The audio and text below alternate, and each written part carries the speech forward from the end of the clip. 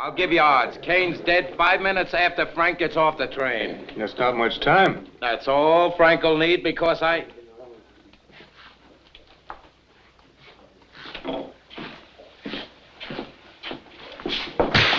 Guys, welcome back to Real Classic Film Reviews, and apologies, we're in the slightly lower production budget setting as I'm currently in the process of moving house, but I'm still trying to get some videos out, some reviews out, so hopefully it'll be just a quick transitory experience in terms of where I'm sat filming, and we'll get into a proper kind of movie room situation very, very soon. But with that being said, what we're talking about 1952's High Noon. Now, this stars Gary Cooper and Grace Kelly and was directed by Fred Zinnemann. Now, it's the western tale of a town marshal who, despite being newly married and widely respected, is abandoned by his fellow townspeople when it's found that a gang of deadly killers are arriving in town at high noon. Now, the leader of said gang is a notorious outlaw that the marshal put away years ago. Right, so High Noon's regarded as one of the seminal westerns, frequenting best of lists and the like, and this video is almost an apology video for me, because when I first watched this film on VHS a few years ago now, I wasn't really a fan of it, and I'm still not a huge Gary Cooper fan, which I'll get to. But of course, as time has passed, I've rediscovered it, and if you'll indulge me, I'll explain why. Let's take a look.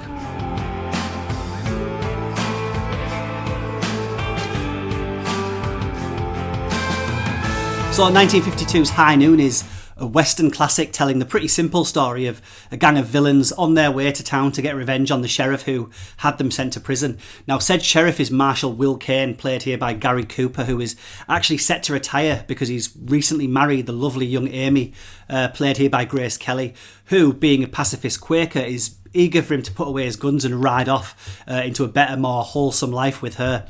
And, well, it's Grace Kelly, so you'd go, wouldn't you?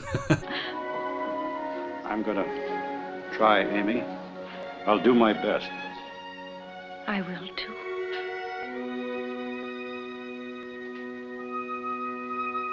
Well, no, this Marshal, Cooper, is adamant that his duty is to stand and fight and to finish the job that he started with pride and honour. Now, the movie then plays out in real time, mostly as the clock counts down to the train of baddies arriving, and wouldn't you know it, those cowardly townspeople, the ones who Cooper has been dedicated to protecting, shun him and refuse to help.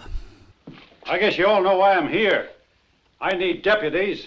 I'll take all I can get. You must be crazy coming in here to raise a posse. Frank's got friends in this room. You ought to know that. So yeah, for many years I wasn't really a huge fan of High Noon, and I could never grasp why it was held in such high regard. I first watched this when I was in the midst of discovering the westerns of Sergio Leone and Sergio Corbucci, and so Gary Cooper moping around town to the tune of Tex Ritter's Do Not Forsake Me, Oh My Darling, a tune that I'm still not overly keen on, to be honest.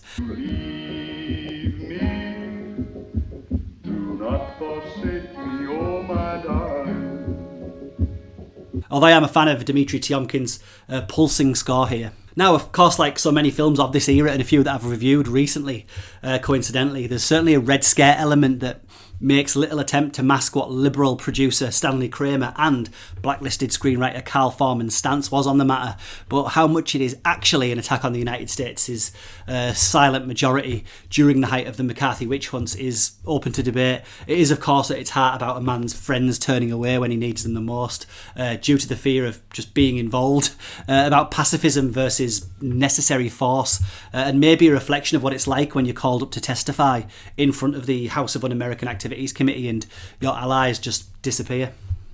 You can, I'd recommend, just enjoy it purely for the boiling down of the Western archetypes of heroism and self-sacrifice into a sleek, real-time thriller. The script here, in all honesty, is razor sharp, and High Noon employs the, at the time, unusual device of the on-screen action taking place in real time. The film constantly cross-cutting between Gary Cooper's sweaty nervousness and shots of clocks ticking down the time left before his nemesis arrives.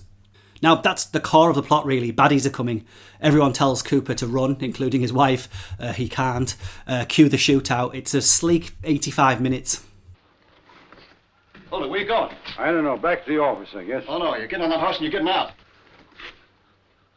What's the matter with you? You were ready to do it yourself. You said so. Now, Gary Cooper, who was 50 years old here, plays husband to Grace Kelly, who was only in her early 20s. I think this might have been only Kelly's second film role too. Now, the age thing may have been more commonplace in the film's setting, but it's a bit jarring here for me. More so considering Cooper and Kelly apparently had a real-life romance during the shoot. Now, others may argue that it's Sergeant York, but for me, this is Gary Cooper's quintessential performance. He won his second Oscar here, the other, of course, being for 1941 Sergeant York. Now, it's not a showy performance, and you might say that he has a lack of charisma, but he's suitably grizzled. And when he says he has to stay and do his duty, you believe him. He suffered for his art too, Cooper, carrying a bleeding ulcer and chronic back pain during the shoot, but it would be prostate cancer that would eventually kill him only 9 years after High Noon was released. This is crazy. I haven't even got any guns. Then let's go on. Hurry. No. That's what I've been thinking. They're making me run. I've never run from anybody before. I don't understand any of this. Well, I haven't got time to tell you. Now, a quick shout out here to a very young Lee Van Cleef as one of the villains and Lloyd Bridges as the town's deputy. So the movie's director, Fred Zinnemann, had already made the excellent Act of Violence in 1948 with Robert Ryan, Van Heflin and Janet Leigh, and would go on to make From Here to Eternity and Oklahoma.